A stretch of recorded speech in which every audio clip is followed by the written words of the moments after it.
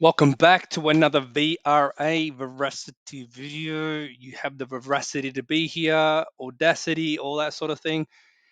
This is a video for you because I've got a lot to talk about. It's not just about VRA, it's about the whole industry. So, the if you haven't seen my previous video on the top 50 crypto breakdown, we are at different stages in these cryptos of a correction, right? It's a long-term correction that is related to Bitcoin, and it's the AriasWave pattern, right? So AriasWave was a methodology I created in 2015. I started my research into the pattern, and it developed from there, and back tested it on charts ranging from interest rates to stock market Dow Jones, going back to 1700s. Um, and by the way, the interest rate one went back to 1100 AD. So this pattern is just a human psychology pattern.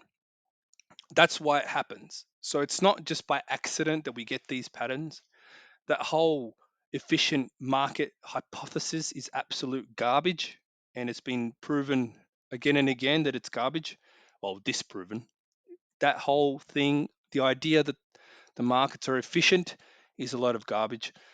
Anyway, currencies also falls into that. That's where I really started getting my feet wet with the trading. But then cryptos became lucrative because of the percentage gains that the euro could not provide me with. Anyway, so what I like about this and the rest of the ideas that I've been posting on that video top 50 is that they follow the RSWave pattern. Now, uh, we only have part of the pattern here, right? We don't have the full pattern. The full pattern is a correction is A, B, C, D, E, right? That's the full RS wave correction, right? Now, the B is taken from the Bitcoin chart, but it lines up perfectly because there are only two 5 wave moves that occur in a market. That's a C and an E. Now, the C wave is here. This is the C wave. The D wave is here. That's the E wave. Sorry, D wave. Now, the D wave can be large or small. In Bitcoin, it was huge, but you have to understand that these projects, these cryptos, they're not that big compared to Bitcoin, right? Bitcoin is a mammoth, Goliath, giant titan, right? These coins are like little baby seedlings waiting to hatch, right? Little baby crocodiles hatching out of their little eggs. Can you picture that? It's funny. But the point is that they still produce the pattern and they still have pretty big percentage moves. Like compared to any bloody foreign exchange thing, wave A is 400%. Good luck finding that in the euro. So the point here is that basically we need to just trade these moves with leverage, max your leverage as much as you can, or just buy the coin. Doesn't matter how you do it, you're still going to make money. The point is also that, yes, this particular one is already in wave C. It's in wave C already, right? Bitcoin has almost completed its wave C, but there is something about Bitcoin that's going to keep it high for a little while. And I'm going to touch on that in a Bitcoin video I'm going to produce soon, post soon, right? So let's zoom in to this chart at the smaller degree so we could sort of find out what the hell it's doing. And I've already posted my preliminary findings on this one. And I just want to sort of cover all bases here because we had the first move up already, which broke the start of wave E, confirmation break, amazing.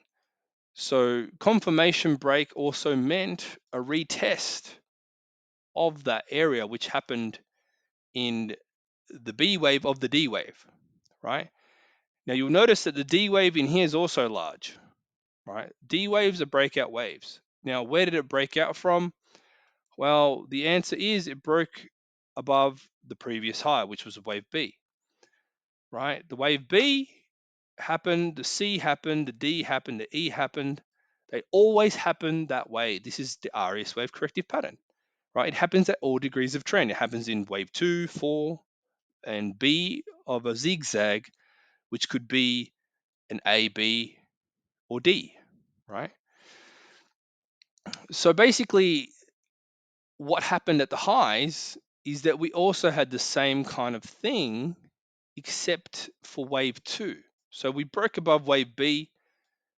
We had our little wave 1, A, B, C, D, E, and E was just retesting the break of that top of that area, right?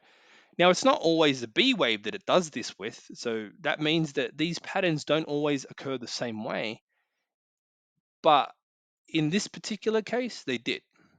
And obviously, that's why I'm here to talk about them, because in each chart, they're going to be different.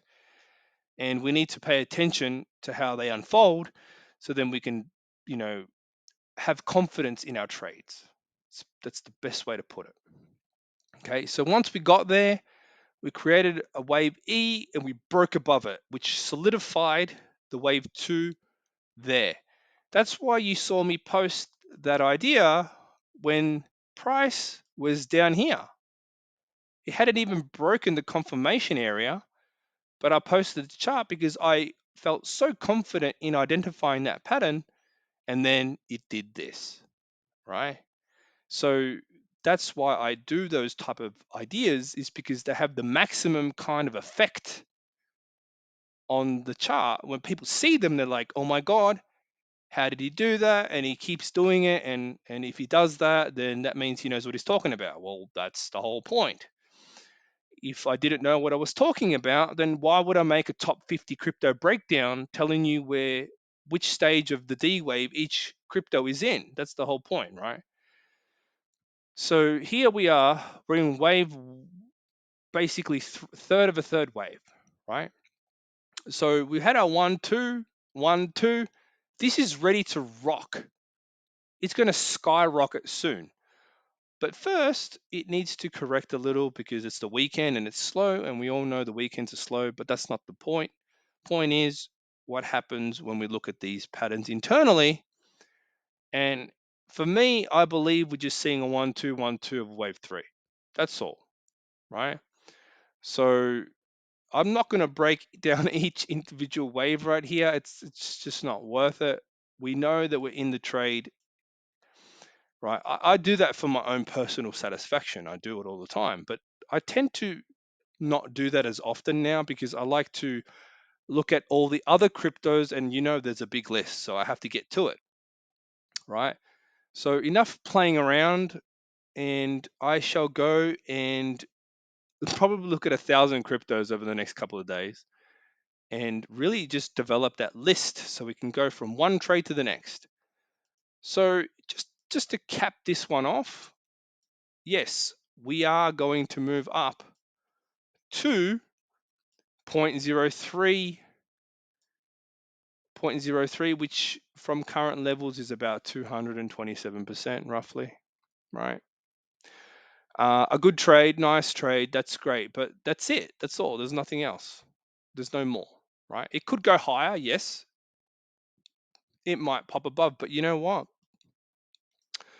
I'm not here to play around and try to guess. I'm here to take a measured move and we're done. Now, what is that measured move? Well, quite simply put, it's the first wave that happened, right? The wave A. As soon as the wave A popped, we had a beautiful correction.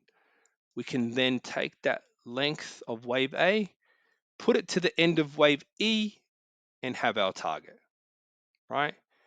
And it usually goes a little bit above due to the FOMO and the buying climax that occurs. But we don't have time to play around with that because we need to move to the next crypto and put that trade on and do the same thing, rinse and repeat, right? So this trade will be great, and then we move on to the next one, right? There's nothing special about Veracity. It's just a pattern we're trading for profits. That's it.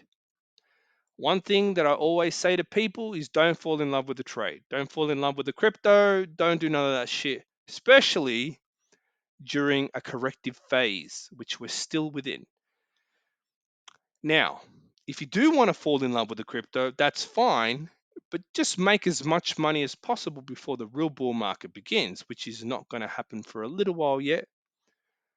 Until they all complete and Bitcoin completes, and then we go for a big crash, that's when you want to buy your favorite crypto and put it in cold storage and bury it deep underground.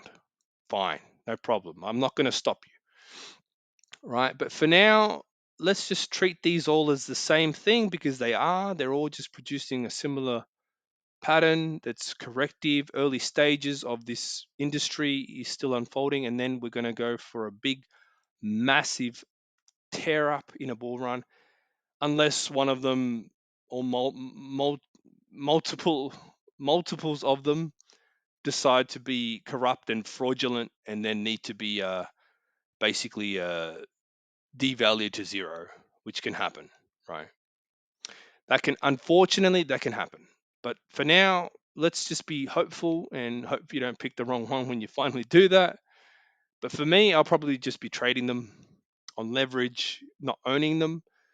And then I don't have to worry about all that stuff, including, you know, all that capital gains that you pay from that sort of thing. Because, I don't know where you live, but here they charge you 50% of your gains just for having a coin. So if you trade it, leverage, bang, take your profits, and then deal with it that way. Hopefully you've enjoyed this one, and there's plenty more to come. Thanks for watching.